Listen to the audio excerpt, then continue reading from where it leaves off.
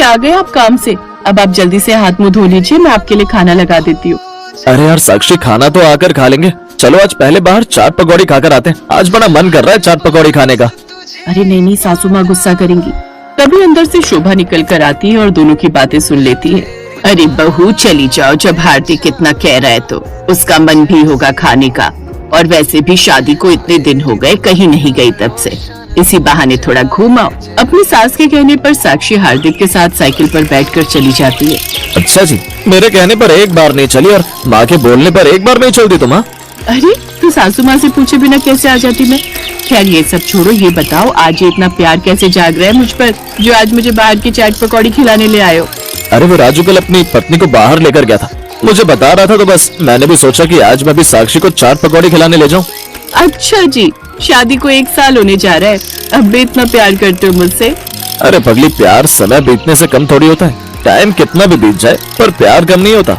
और फिर हार्दिक मौसम की मस्त हवा में साक्षी को पीछे बिठाकर गाना गुनगुनाना शुरू कर देता है। जब प्यार किया तो डरना क्या, जब प्यार किया तो डरना क्या, और प्यार किया कोई चोरी नहीं की, प्यार किया जब प्यार किया तो डरना क्या।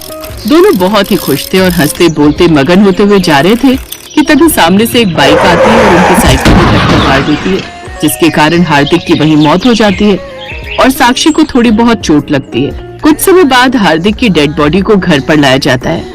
साक्षी हार्दिक के पास सर रखकर खूब रोती है। मुझे क्यों छोड़ गए अकेला? अब मैं कैसे रहूंगी आपके बिना? हार्दिक तुम तो मुझसे प्यार करते थे ना, फिर क्यों छोड़कर जा रहे हो? हार्दिक ऐसा मत करो, मुझे छोड़कर मत जाओ हार्दिक, मैं नहीं रह पाऊंगी तुम्हारे बिना। थोड़ी देर बाद हार्दिक को अंतिम संस्कार के लिए ले जाया जाता है। ऐसे कुछ दिन बीत जाते हैं और साक्षी को रह रहकर अपने पति की याद सताती। साक्षी के ससुराल में उसके सास ससुर और छोटा देवर और एक छोटी ननद थी। उसके मायके वाले उसे लेने आए, लेकिन उसने जाने से इनकार कर दिया। ऐसे ही समय गुजरता गया और एक दिन शोभा अपने पति से, महेश, हार्दिक को खत्म हुए भी काफी समय हो गया है, अब हमको भी बहू के बारे में सोचना चाहिए। कब तक वो बेचारी अपनी जिंदगी ऐसे ही काटेगी? अभी तो उसकी उम्र ही क्या है। मैं तो सह रही हो तुम शोभा, कब तक बहू हमारी सेवा करती रहेगी और कुछ टाइम बाद हम छोटे बेटे नवीन की शादी भी कर देंगे। बहू आ ही जाएगी और हमारी सेवा कर लेगी। अब वो इस बारे में साक्षी से बात करते हैं, पर साक्षी शादी करने से इनकार कर देती है।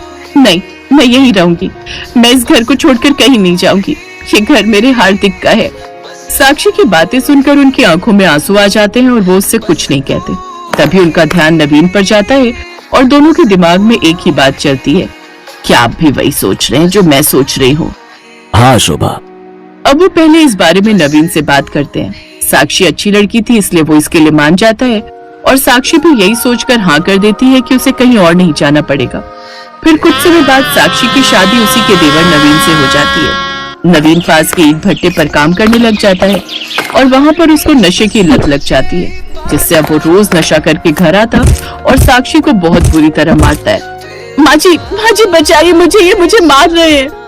शोभा अंदर से निकल कर आती है और उसे बचा लेती है, लेकिन अब रोज रोज साक्षी के साथ वो ऐसा ही करता। ये देख एक रोज शोभा नवीन को घर से बाहर निकाल देती है। सासू माँ, लगता है मेरी किस्मत में पति का प्यार ही नहीं लिखा है। हार्दिक मुझे प्यार करते थे तो भगवान ने उनको मुझसे छीन लिया, और अब नवीन जी से शादी हुई तो इनको नशे की लत लगाकर दूर कर दिया। कुछ समय बाद नवीन के काम न करने की वजह से घर का राशन पानी खत्म हो गया, जिससे अब घर के हालात काफी खराब हो गए। सासू माँ, आज क्या बनाऊं खाने में? घर में कुछ सब्जी नहीं है। बहू, मैं आंगन में से कच्चे आम ले आती हूँ, तुम उसकी चटनी बना लेना और उसके साथ रोटी बना लेना। शोभा आंगन में से कच्चे आम तोड़कर ले आती है और शोभा उसकी चटनी बनाती है। फिर सब लोग खाना खा लेते हैं।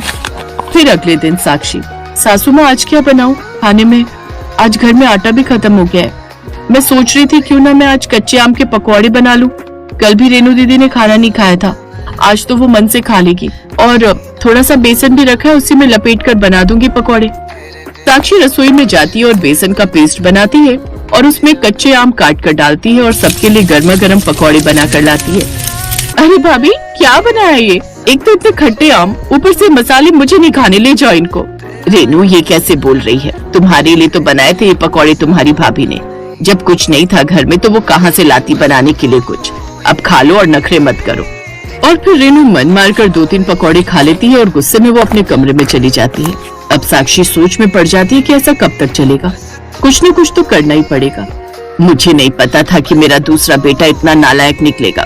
मैंने सोचा था कि बाहर के धक्के खाकर घर ही आ जाएगा, पर देखो ना अभी तक नहीं आया। आज 3 महीने हो जाएंगे। बहू अब तो कुछ न कुछ करना ही पड़ेगा, नहीं तो घर का गुजारा नहीं चल पाएगा। माँ जी शाम होने वाली है, फिर खाने के लिए क्या बनाऊं? बहू क्या ही बनाऊं, आंगन में आम ही लगे हैं। माँ जी मैंने रसोई में मूंग की दाल रखी देखी थी, एक बार हार्दिक लेकर आए थे हलवा बनाने के लिए। मैं बना नहीं पाई थी, इसलिए सोच रही थी आज कच्चे आम को मूंग की दाल के साथ पीसकर उसके पकौड़े बनाऊं। आप देखना वो ननद जी को भी पसंद आएंगे।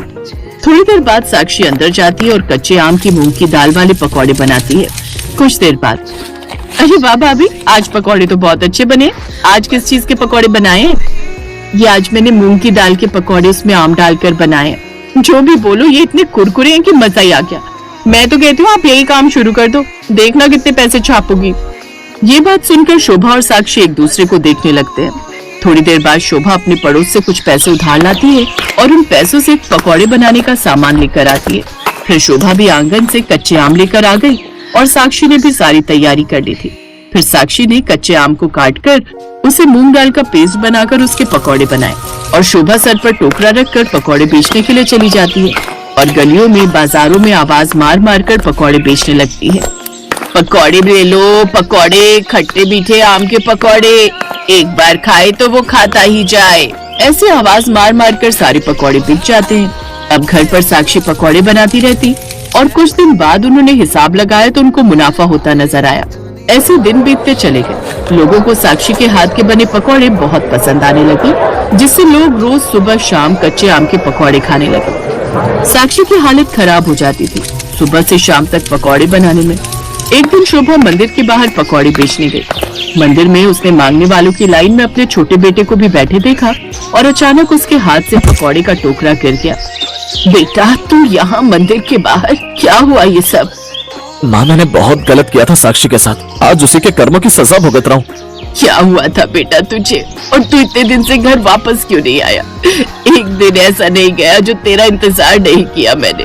माँ मैं नशे की हालत में था और मुझे कुछ गुंडे वहाँ से उठाकर ले गए और वहाँ पर मुझसे चोरी डकैती का काम कराते थे और काम न करने पर मुझे मारते थे और मेरी एक टांग भी तोड़ दी और मैं जैसे तैसे वहाँ से भाग आया और इस मंदिर पर अपना पेट भर लेता हूँ। और माँ मैं इसीलिए घर नहीं आया, मेरी हिम्मत नहीं थी साक्षी का सामना करने की।